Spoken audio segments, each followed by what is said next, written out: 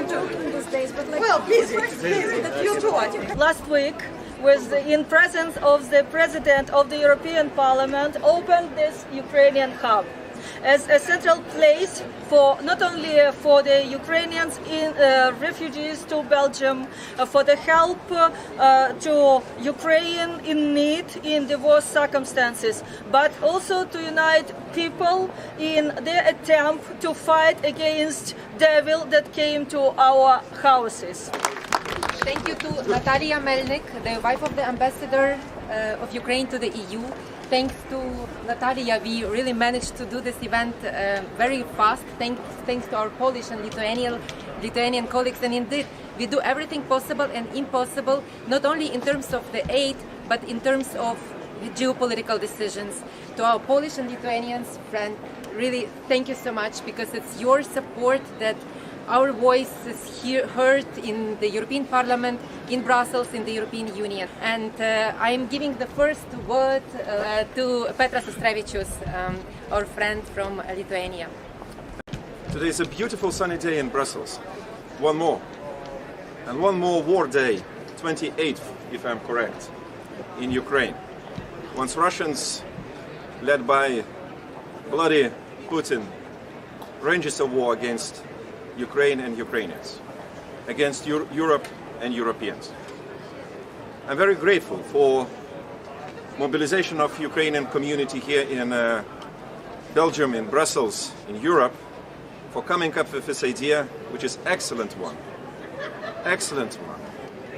With our solidarity and our support for Ukraine, we are much stronger than armor of Putin. We will beat them up. We will push them down, and we will see Ukraine once again fully being the European country. And indeed, look, having vareniki and pirogi today, you will contribute, you will bring a charity contribution to those who are most in need in Ukraine. Eat more, contribute more. There must be a correction. Station Europe/Ukraine. We have to ask the Parliament's administration, by the way, to put Ukraine and colors of Ukraine just above this Station Europe. Dear friends, well, it is extremely important to have this Ukraine hub here. Actually, since the first day, and we always speak that Thursday of the war on Ukraine, was then in 2014, maybe less visible here in the West, but still all of us, certainly from Central and Eastern Europe, we used to monitor developments and gather information that was useful in our daily work here in the European Parliament. I know that whatever we do is not enough in comparison of your efforts, as I say, we wake up grabbing for news and wishing you all the best, because I think that all of us know the value of freedom. We can feel your love for your country, and we want simply to support you. Of course,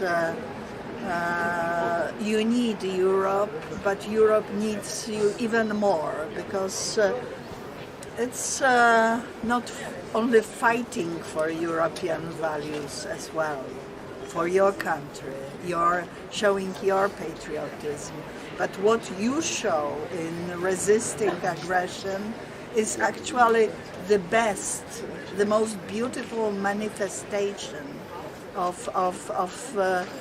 values of Western civilization. So that is why it's not only politicians, not only elites, it is ordinary people in whole collective West. Surely in my country, I can see it on every stage, and I was puzzled by this. It is amazing how how good feelings you were able also to motivate in our countries. So we should be grateful to you for this and assist you in every possible way. This week is very important. G7, European Council, extraordinary NATO summit. We have to stay firm. In terms of the EU, there is necessity to send positive, encouraging message to Ukrainians about candidacy status, and that in our part of Europe we repeat very loudly. And to Russia, it is to send also similarly powerful message by supporting you with many things you need to maintain this combat and for you to feel in reality this solidarity. Sanctions, much tighter than now, although these are quite, I would say, unprecedented, for the first time used to such extent, but still not sufficient. It should be really deterring Russia and means to fight in variety of ways. You know that my country stays with you. Have you seen in the European Parliament that where in Russia some kind of Nazi regime is burning now? And how can Europe defend itself against that? Very good. Anna, maybe No. we will give a word to Andrius Kubilius, Yes, who is sure, a great friend sure, of democratic Russia, but Yes. not Putin's Russia. And I will start to answering your question, in a very simple way. This is our war. It's not just the war of Ukraine. It's our war. And we have three fronts of that war for our battle, common battle. One is Ukraine, another one is Western capitals, and the third one is for different Russia. That will create different, totally different security situation on all European countries. And in order to win in those battles, of course, we need to, deliver weapons, to introduce, harsh sanctions. We need to start to talk about, candidate status, and not only candidate status, but membership in the EU. We need to look how, with the Marshall Plan for Ukraine, we shall, rebuild Ukraine after the war. We need to look into, international tribunal for Putin.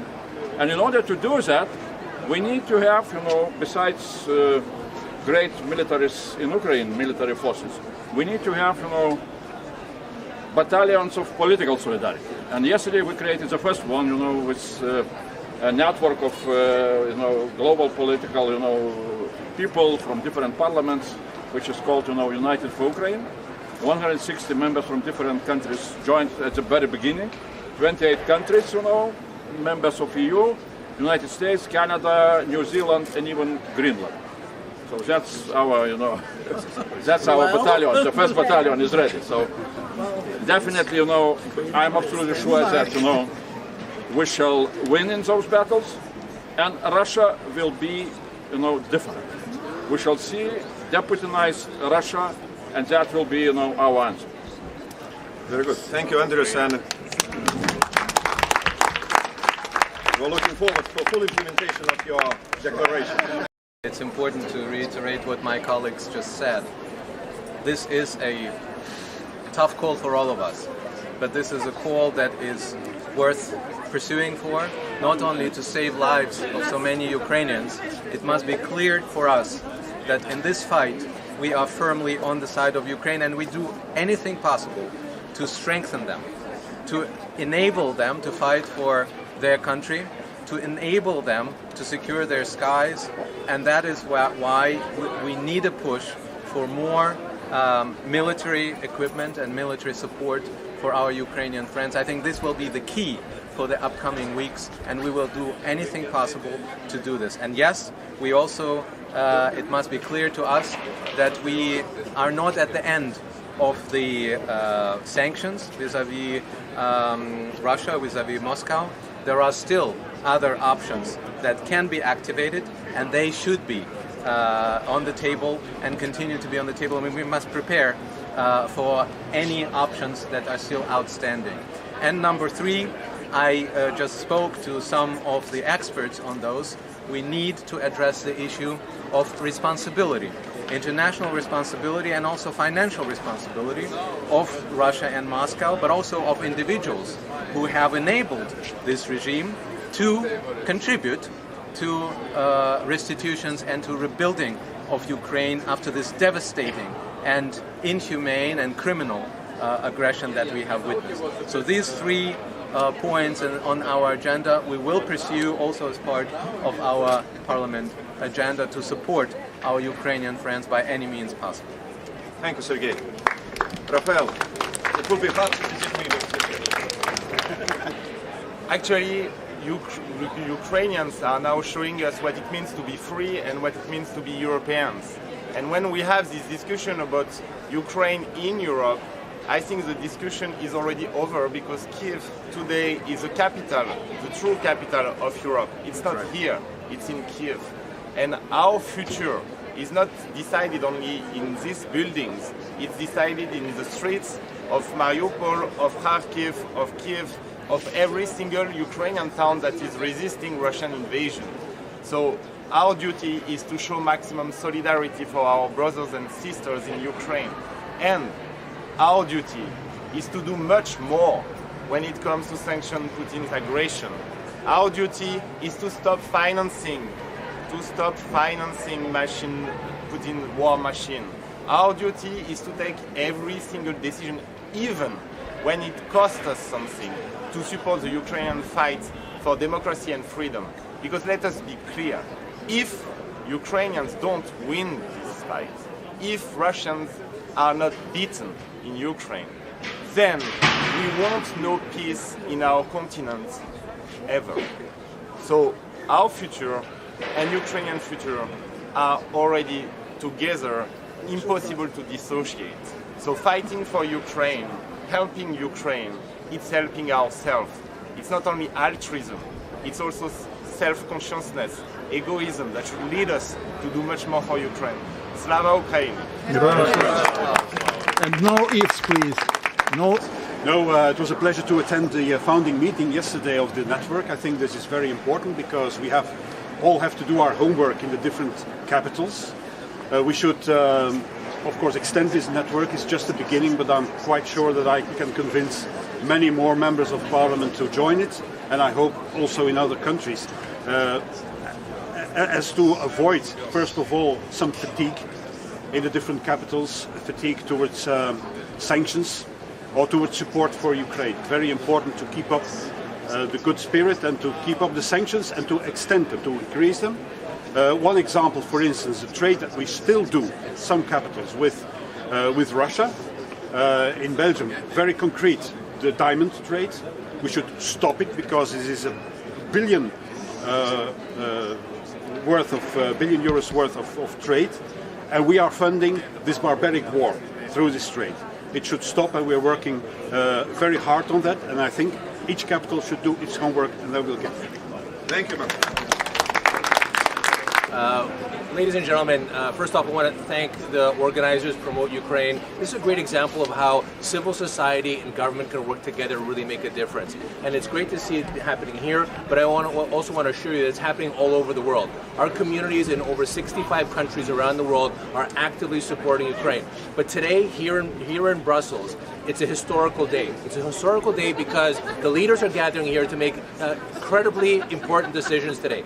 We want to make sure that we are telling them that today is their day to show strong, solid support for Ukraine and to show solid support for Europe and for democracy in Europe. Because we can't take little steps. We can't just speak with words. Today we actually are calling on our leaders to make monumental decisions that will impact the future of the globe, that will impact thousands of lives that today are on the line of Ukraine fighting for freedom. And so we've gathered here to talk about what is it that Ukraine needs. I just returned from a trip to Ukraine, Poland, just recently in London, and now I'm back here. And what I've heard in Ukraine, in meeting with Minister Kuleba, in meeting with other officials in Ukraine, is that number one, Ukraine needs arms. Ukraine is running out of arms. They're running out of the necessary equipment, the rockets that are taking down the tanks and the aircraft. They need that. They need that today, and we are trying to shine a spotlight on that. Secondly, they need the aircrafts. They need the aircrafts to be able to take out those tanks, because right now this is an air terror war that's being waged against the Ukrainian people. And we are calling upon the NATO countries today to make those firm decisions, to give Ukraine those jets that they need to be able to stop this brutal war. I've talked to the refugees that are crossing the border into Poland, and it is heart-wrenching to listen to. Lots of this is not even being covered on media, because the media can't get into these places like Chernihiv. Chernihiv has been decimated. There's war crimes going on. People are being shot in the streets indiscriminately. I talked to a family who escaped, thankfully, because the fields were frozen overnight and they were able to get over the fields. Otherwise, traveling on the roads, it was like a gauntlet where Russian soldiers and snipers were using Ukrainians for target practice. These are war crimes, ladies and gentlemen. This is a genocide against the Ukrainian people, and it needs to be stopped with decisive action. And we're calling upon NATO leaders today and tomorrow when they gather to make those decisive decisions. Don't be afraid. Putin has escalated and continues to escalate. We can't wait any longer. We need to make concrete steps. And in terms of our European allies, we are calling upon the European Union and the Council of Europe to take definitive steps to declare that Ukraine will be a member of the EU and that Ukraine will have expedited status in the EU. Because unless they do so, Putin will use that as a bargaining chip. Right now, he is looking at bargaining chips. And EU membership is one of those that when Ukraine is brought to its knees because of their terror war, they may have to concede. And we need to make steps today that will prevent Ukraine from conceding. And membership to the EU needs to be adopted immediately and immediately today. In terms of sanctions, we need to take bold steps. I was at the Polish-Belarusian border, where there are convoys continuing to go back and forth. There are Polish and Ukrainian citizens who are standing there blocking these trucks. We need to put a complete blockade on all Russian trade, to put a blockade on all Russian maritime trade. We need to shut down Russia's economy in order to shut down this war. Ladies and gentlemen, the international Ukrainian community is with you. We are here as a global Ukrainian community, over 20 million Ukrainians, to support and call upon the international community on NATO and the EU to take definitive steps to support Ukraine. Slava Ukraini! Thank you, Paul. And for a short note from Anna. Yes. I'm sorry, just 2 sentences. I wanted to inform you, colleagues, that here among us are also members of Georgian society, former really very high-ranking diplomats, ambassadors, deputy defense minister fighting Russia in Russian-Georgia war. So they, all of them, support Ukraine. You know very well how much Georgian society is with you. Thank you. Thank you, Anna. Radek Sikorski. The summit did not grant Ukraine the candidate status. I think Ukraine has deserved it. Ukraine has fought for it, and it's the least we could do. We also need to have a energy union, in particular a gas union, so that if we need to trade, we trade on our terms and we deprive Putin of excess profits. But this is a war, and the purpose of fighting a defensive war is to win. And what we need to do is to help Ukraine prevail.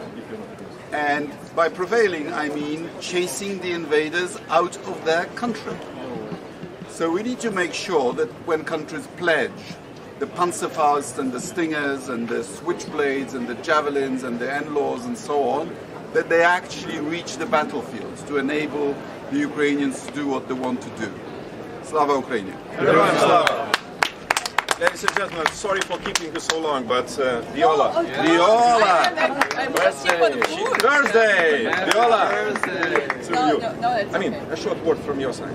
Well, thank you very much for organizing, arranging. I think all kinds of solidarity activities for Ukraine is important, raising awareness, and as Radek has said, we have to do everything in terms of military support, in terms of humanitarian support, which is necessary to let Ukraine survive and to make sure that next year we go to Ukraine, it will be a full-fledged export of grain, everything what the world needs. Our Ukrainian friends, they have deserved their sovereignty, their independence their nationality, and we as friends will make sure we stand on their side. Thank you so much for coming, and thanks a lot for sharing responsibility and solidarity. Happy birthday to you, Viola.